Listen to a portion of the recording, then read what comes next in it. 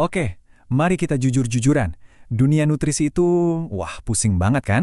Rasanya setiap hari ada aja saran baru yang saling bertentangan. Nah, dalam pembahasan kali ini, kita akan coba membedah semuanya dan menyusun sebuah cetak biru yang jelas, berdasarkan sains, supaya kita semua paham apa sih yang sebetulnya penting. Pernah ngerasa gini kan? Ada yang bilang keto, ada yang bilang vegan, puasa intermiten, diet rendah karbohidrat, semuanya mengaku sebagai jawaban paling ampuh. Kebingungan ini wajar banget kok.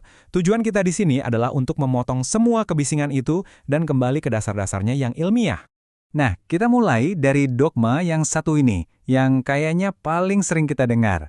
Karbohidrat itu musuh besar, sesuatu yang harus dihindari mati-matian kalau mau berat badan turun. Bener nggak sih? Terus, ada lagi narasi yang satu ini. Makanan tiba-tiba dikasih label moral. Ada yang baik, ada yang buruk, ada yang bersih, ada yang kotor. Padahal, cara pandang kayak gini tuh nggak cuma keliru secara ilmiah, tapi juga bisa bikin hubungan kita sama makanan jadi nggak sehat. Oke, sekarang lupakan dulu semua mitos itu dan mari kita masuk ke fondasi yang paling-paling dasar. Prinsip ilmiah inti yang sebenarnya bisa menjawab hampir semua kebingungan kita itu sebetulnya sederhana banget, yaitu keseimbangan energi. Jadi, apa sih sebenarnya kalori itu? Gampangnya gini, kalori itu cuma satuan untuk mengukur energi, sama aja kayak sentimeter untuk mengukur panjang. Tubuh kita butuh energi ini untuk berfungsi, buat napas, buat mikir, buat gerak. Jadi kalori itu bukan penjahat, dia itu justru syarat utama kehidupan. Anggap aja tubuh kita itu punya anggaran belanja energi harian. Nah, istilah kerennya adalah Total Daily Energy Expenditure atau TDEE. Ini adalah jumlah total kalori yang dibakar tubuh kita dalam sehari untuk melakukan semua aktivitasnya, dari yang paling dasar sampai yang paling berat. Nah, anggaran energi ini tuh nggak cuma datang dari satu sumber aja. TDE kita sebetulnya terdiri dari 4 komponen utama. Kalau kita paham dari mana aja pembakaran kalori ini datang, kita bisa lebih cerdas dalam mengelola tubuh kita. Nah, yang menarik banget dari sini adalah proporsinya. Coba deh lihat betapa bedanya kontribusi dari tiap komponen. Ini seringkali kebalikan banget dari apa yang dipikirkan kebanyakan orang. Yuk, kita bedah satu persatu. 70%. Yap, sebagian besar energi harian kita itu dibakar sama yang namanya laju metabolisme basal atau BMR. Ini tuh energi yang dipakai cuma buat menjaga organ-organ vital kita tetap hidup saat kita lagi istirahat total. Jantung berdetak, paru-paru bernapas, otak bekerja, semua itu bakar energi tanpa kita sadari. Berikutnya, sekitar 15% datang dari NEAT atau Non-Exercise Activity Thermogenesis. Ini adalah semua gerakan di luar olahraga yang kita rencanakan. Jalan kaki ke warung, ngetik di laptop, goyang-goyangin kaki, bahkan sekedar mempertahankan postur tubuh. Komponen ini bisa beda banget antar orang dan bisa jadi pembeda besar loh. Dan ini dia nih yang mungkin bikin kaget. Olahraga yang kita rencanakan atau EAT itu seringnya cuma menyumbang sekitar 5% dari total pengeluaran energi harian. Jadi meskipun olahraga itu penting banget buat kesehatan, mencoba membatalkan makan donat dengan lari di gym, itu strategi yang hampir pasti gagal. Fondasinya ada di tempat lain. Oke, kita udah ngomongin soal kuantitas atau jumlah energi, yaitu kalori. Sekarang kita geser ke kualitas energinya, makronutrien. Ini tentang apa aja sih yang membangun dan jadi bahan bakar tubuh kita. Jadi, ada 3 pemain utama yang dibutuhkan tubuh kita dalam jumlah besar. Karbohidrat, protein, dan lemak. Masing-masing punya peran yang unik dan nggak bisa digantikan. Penting banget buat kita kenal sama peran setiap pemain ini. Gampangnya gini deh, karbohidrat itu bensin utama buat mesin tubuh kita.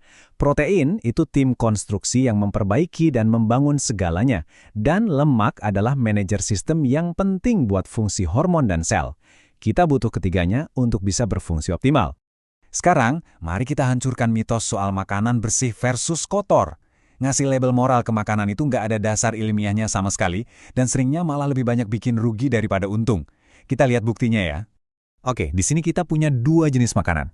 Di satu sisi, ada apel, yang kita semua setuju dianggap bersih dan sehat.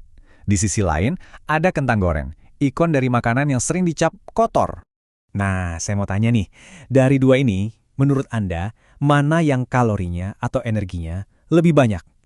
Coba pikirin sebentar. Jawabannya mungkin bakal bikin Anda kaget. Jawabannya, ternyata sama aja. Dari sudut pandang energi murni, 2 apel besar itu punya jumlah kalori yang kurang lebih sama dengan porsi kecil kentang goreng ini. Buat tubuh kita, nggak ada tuh label baik atau buruk. Yang ada cuma molekul yang bisa dipecah untuk jadi energi. Tapi, dan ini tapi yang besar banget ya, meskipun energinya sama, kualitas nutrisinya jelas beda jauh. Apel itu kaya serat dan vitamin, sementara kentang goreng tinggi lemak jenuh dan sodium. Jadi aturannya gini, kalori itu menentukan perubahan berat badan, tapi kualitas makanan menentukan kesehatan kita secara keseluruhan. Dengan begitu banyak info di luar sana, gimana kita tahu harus fokus kemana?